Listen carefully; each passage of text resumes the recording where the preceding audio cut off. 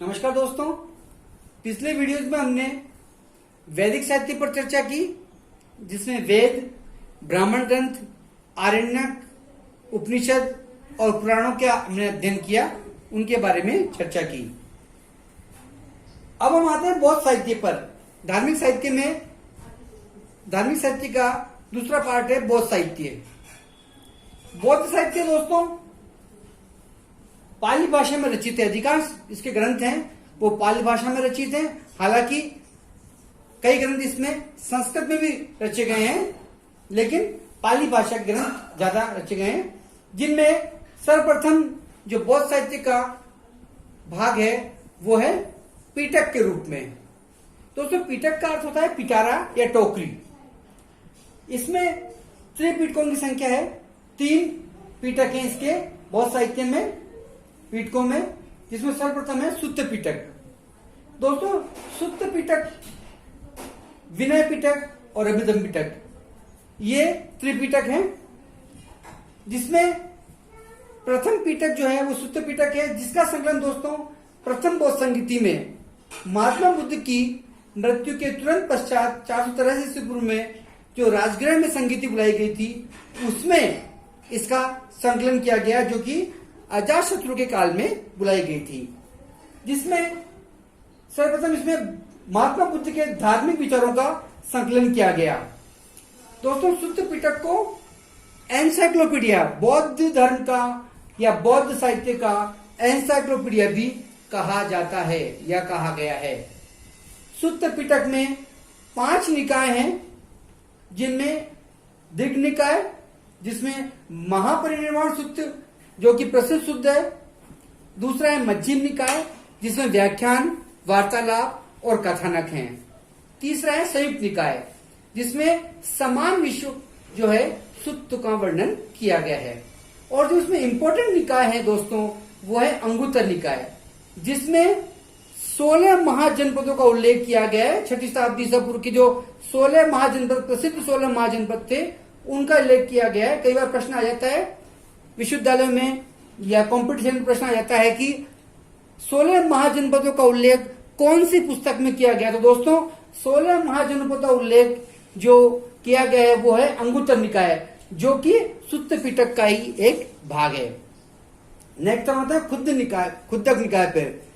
दोस्तों खुद्दक निकाय में लघु ग्रंथों का संग्रह है। तो इस प्रकार से 5 निकाय सुत्त पिटक में दिए गए हैं। दूसरा जो इंपॉर्टेंट पिटक है वो है विनय पिटक। विनय पिटक में दोस्तों बौद्ध संघ के नियमों का उल्लेख किया गया है। जो बौद्ध धर्म था और जो बौद्ध धर्म का संघ था, उसके नियमों का उल्लेख इसमें किया गया है कि कैसे भिक्षु भिक्षुणी जो है वो संघ के दैनिक जीवन संबंधित आचार विचार व नियमों का पालन करेंगे।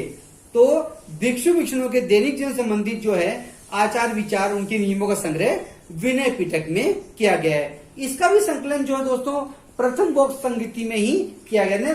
सुत्त पिटक और विनय पिटक का संकलन साथ साथ ही किया गया था। तृतीय जो पिटक है वो है दोस्तों अभिधम पिटक। अभिधम पिटक का संकलन तृतीय बौद्ध संगीति में, जो कि 251 ईसा पूर्व अशोक के काल में पाटलिपुत्र में आयोजित की गई थी, उसमें अभिधम पिटक का संकलन किया गया था। इसमें दोस्तों बौद्ध दर्शन यानी बौद्ध धर्म के दर्शन का विवेचन किया गया है। इसके अलावा इसमें ईसा पूर्व की शताब्दियों के बाद जो बौद्ध समाज में प्रचलित नियम और रीति रिवाज थे और हिंदू समाज में प्रचलित और रीति रिवाज थे, उनका हमें पता चलता है कि किस प्रकार के रीति रिवाज 6ठी शताब्दी ईसा पूर्व के बाद में हिंदू समाज और बौद्ध समाज में प्रचलित रहे हैं। तो ये हो गई पिटकों की बात। दूसरा जो क्वेश्चन आता है दोस्तों, वो प्रसिद्ध क्वेश्चन है, काफी एग्जाम में काफी कंपटीशन पूछा जाता है, वो है जातक, कि जातक क्या है। तो दोस्तों जातक जो है बौद्ध साहित्य का भाग है। जातकों में महात्मा बुद्ध के पूर्व जन्मों की काल्पनिक कथाएं दी गई है, जिनकी संख्या लगभग 550 के करीब ठहरती है। 550 ये कथाएं हैं। तो जातक जो है बहुत ही महत्वपूर्ण क्वेश्चन इसका आता है विश्वविद्यालय में कंपटीशन में, याद रखिए। दूसरा है विशुद्ध मग। जो विशुद्ध मग जो पुस्तक है, ग्रंथ है, उसमें बुद्ध घोष द्वारा रचित है। ये बुद्ध घोष द्वारा रचित विशुद्ध मग नाम ग्रंथ है, जिसमें ये हीनया शाखा, जैसा कि आपको पता ही होगा कि बौद्ध धर्म की दो शाखाएं मूलतः, एक तो महायान, हीनयान और महायान। तो ये हीनयान शाखा संबंधित है। मूल जो शाखा है हीनयान शाखा, उस हीनयान शाखा संबंधित विशुद्ध मत नामक ग्रंथ है जो कि बुद्ध घोष द्वारा रचित है। तीसरी जो पुस्तक आती है दोस्तों, दीपवंश और महावंश, बहुत प्रसिद्ध पुस्तकें हैं जिनका संकलन जो है वो श्रीलंका में किया गया। श्रीलंका में इनकी रचना की गई थी, जो कि 5वीं से 4वीं शताब्दी ईसा पूर्व की ठहरती हैं ये पुस्तकें, और ये पाली भाषा में महानाम व्यक्ति द्वारा रचित है। महानाम व्यक्ति ने इनकी रचना की गई थी, श्रीलंका में इनकी रचना की गई थी। ये भी क्या प्रश्न आ जाता है दीपवंश महावंश का। चौथी जो महत्वपूर्ण बुक है वो है मिलिंद पन्हो, अर्थात मिलिंद के प्रश्न। दोस्तों इसमें जो है इस पुस्तक में यूनानी या बैक्ट्रिया का राजा जो था मिनेंडर, और जो बुद्ध भिक्षु थे नागसेन, उसके बीच में महत्वपूर्ण वार्तालाप हमें दार्शनिक वार्तालाप जो है देखने को मिलता है। मिलिंद के प्रश्न ये भी पाली भाषा में रचित है, और इसमें प्रसंगवश जो है राजनीतिक अवस्था, उस समय की राजनीतिक अवस्था, सामाजिक अवस्था, धार्मिक अवस्था और आचार विचार आदि का वर्णन हमें मिलिंद पन्हो में मिलता है, जो कि प्रसिद्ध पुस्तक है। फिर आते हैं अवदान पुस्तकों में दिव्यावदान।